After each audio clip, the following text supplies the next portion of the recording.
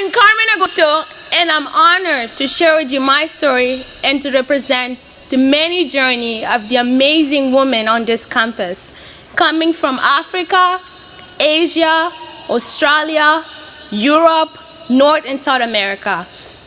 We have all come from around the world to embark in this remarkable and sometimes rocky experience. I was born and raised in Beira, which is in Mozambique, and I come from a family of 3 children. And my mom is here today after a journey.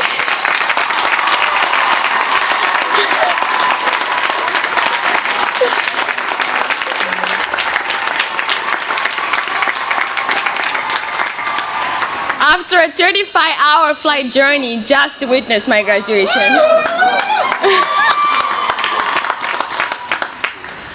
When I was 12 years old, my father was sentenced to 5 years in prison due to my country's poor judicial system. He was a victim of a banking scandal that left thousands of Mozambicans impoverished. I remember the day when the 2 policemen came into my house and took my father. We were left with nothing. And from that day on, I knew that my life would completely change. As a nurse, my mom didn't make enough to pay for her bills and afford her daily expenses, so she took on night shifts just to afford at least 1 meal per day for her family.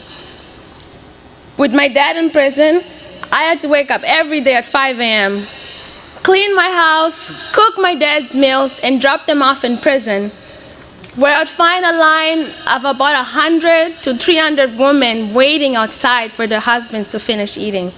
After, I'll quickly race to school in order to make it on time for my first class. When I moved up to secondary public education in Mozambique, it was quite different. In my classroom, we're about 90 students per teacher, and in a day we're supposed to have 7 classes, only 1 or 2 teachers would actually show up. Everyone around me cheated, everyone paid to pass a class, and that was normal. That was all I knew. That was the only form of education that I was aware of. In 2009, I was selected to attend a school in South Africa called the African Leadership Academy, also known as ALA,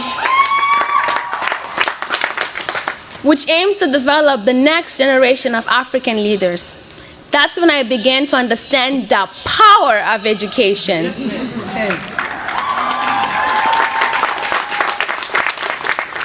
Since Portuguese is my first language, at ALA I struggled during my first semester because it was my first time learning in English.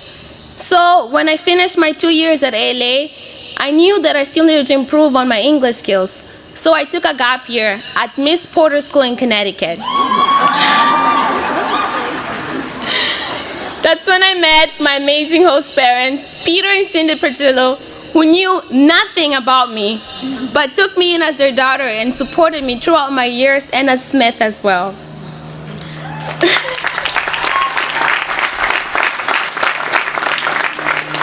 At Miss Porter's, I fell in love with the single-sex environment. And so when my college council told me about Smith, I visited and I applied. At Smith, I really enjoy my economic classes with my advisor, Roger Kaufman.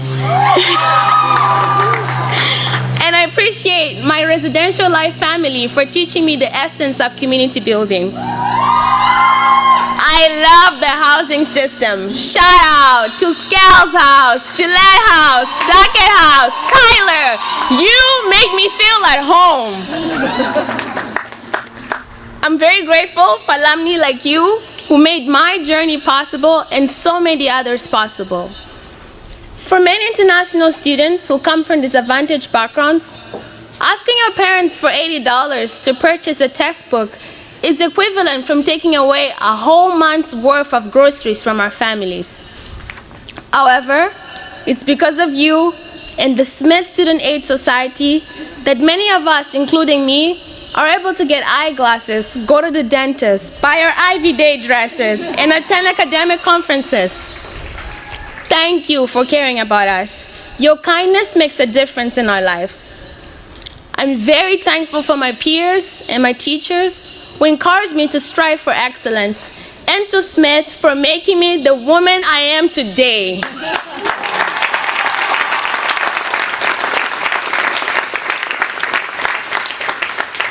Alumni and friends, because of your generous donations, I am no longer the girl waiting outside of prison. I am the woman who had internships with General Electric, Carnegie Mellon, and Coca-Cola. I am the woman who spent her junior year abroad in Brazil. I am the woman who, after Smith, is moving to California and joining BlackRock, an asset management firm.